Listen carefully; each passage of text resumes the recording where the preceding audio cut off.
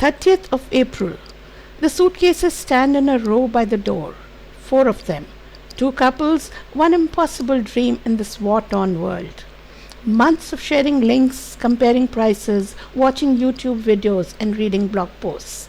And now it is here. The journey started a day earlier than planned. Pune-Mumbai was covered by Vande Bharat. The train journey itself was a moment of pride that India is inching ahead to meet Western standards of transport. Coming to Mumbai a day earlier became worth it when I met my school buddies over lunch, meeting up with friends from the past, lunch at Bombay Salad Bar, sharing happiness. What can be better than this? The rest of the time we were cocooned in Sangeeta's lovely AC apartment.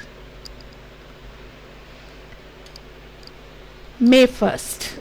At dawn, the Turkish airline plane lifted us from Mumbai and carrying us west, across the spine of India, across the belly of Middle East and across the curve of the Asian and into the heart of the Balkans.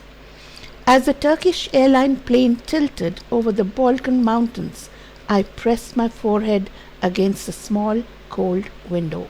The peaks were still dusted with snow, jagged, ancient, and such a welcome sight after the sweltering heat of Mumbai.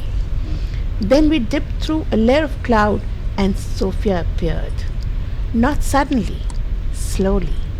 A sprawling canvas of Soviet-era blocks, red-tiled roofs, glittering gold domes, all cupped in a green valley, with Mount Vitosha's snowy shoulders looming on the horizon. 40 days, 4 countries, and the adventure begins. We are in Bulgaria. In spite of the language barrier, making wrong turns with heavy luggage, we finally found our apartment, and what a view! Bus stations, train stations, navigation with Google Maps, and then finding your destination. Ah, the joy of travel. Sofia already felt full of promise. Pansies, cherry blossoms, and curious little flowers peeking from side paths. Open-air art markets.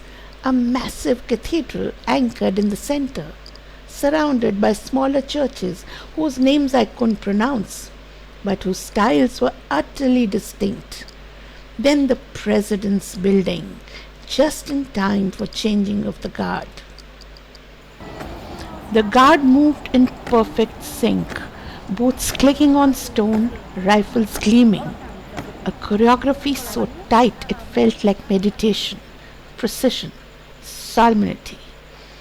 The rotunda church of St. George, wedged between government buildings, was magnificent. An Asian Serdica literally beneath the city's feet, modern and ancient Sofia intertwined. Time just stops. We walked through ruins that had been beautiful millions of years ago, and still are. This was the heart of Roman Serdica, a main thoroughfare frozen in its own era.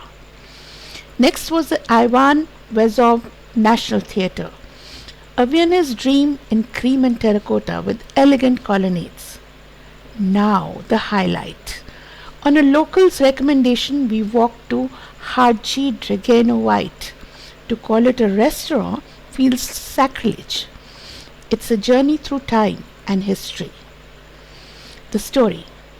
Hadji Dragan was a well-traveled merchant, fell in love with Bulgaria's regional architecture. He commissioned 4 houses, each mirroring a different Bulgarian town. Today, those restored houses are connected by a shared courtyard, forming this extraordinary dining space. We ordered a massive platter of meat and salads, purely for the visual appeal. Sure, we'd never finish it. Slowly, steadily, and with a little help from Rakia, we devoured every morsel. Next day was Zinziski Bazaar, the women's market. Fresh farm produce spills from every stall, cherries, strawberries and apricots, so ripe they almost dissolve on the tongue. The perfect appetizer to the main sumptuous local food. Walking gives you a city's true measure. A curious building here, a forgotten painting there. Street art that winks at you from a side alley. Sculptures guarding the gardens and courtyards. Carvings whispering centuries old stories. These are the gems that no conducted tour will ever show you. You have to earn them step by step. We stopped, of course, at the Giants. The Alexander Nevsky Cathedral, vast inside, with marble floors so polished you could see heavens reflected in them. Later came Lion's Bridge, spanning the river that divides Old Sofia from New.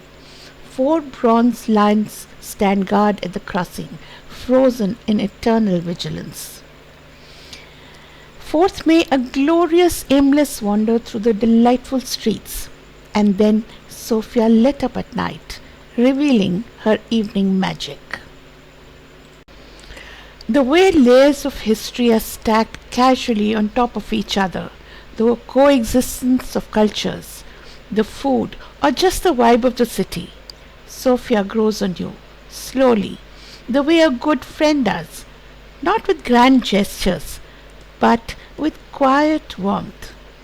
Sofia welcomed us by simply existing, by being itself, ancient and modern, grand and gritty, Orthodox and Ottoman, and communist and European, all of it piled on top of itself. Sofia, I'm falling for you.